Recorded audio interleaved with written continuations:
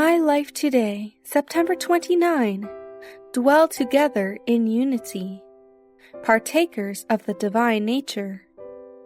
Behold, how good and how pleasant it is for brethren to dwell together in unity.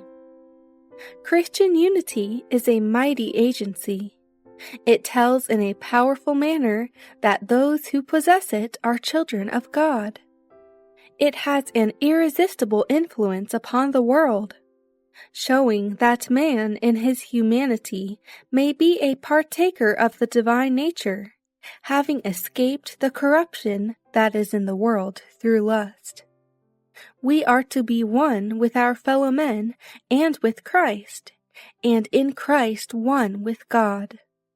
Then of us can be spoken the words, "Ye are complete in him."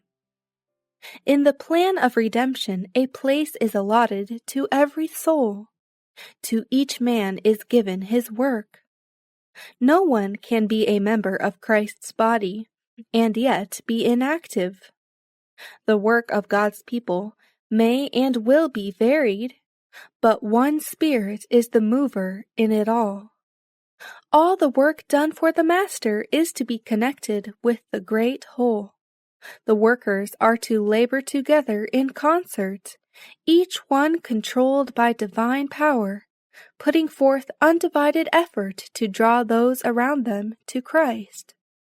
All must move like parts of a well-adjusted machinery, each part dependent on the other part, yet standing distinct in action. And each one is to take the place assigned him and do the work appointed him. God calls upon the members of His church to receive the Holy Spirit, to come together in unity and brotherly sympathy, to bind their interests together in love. Nothing so manifestly weakens a church as disunion and strife. Nothing so wars against Christ and the truth as this spirit. He in whose heart Christ abides recognizes Christ abiding in the heart of his brother. Christ never wars against Christ. Christ never exerts an influence against Christ. Christians are to do their work, whatever it may be, in the unity of the Spirit, for the perfecting of the whole body.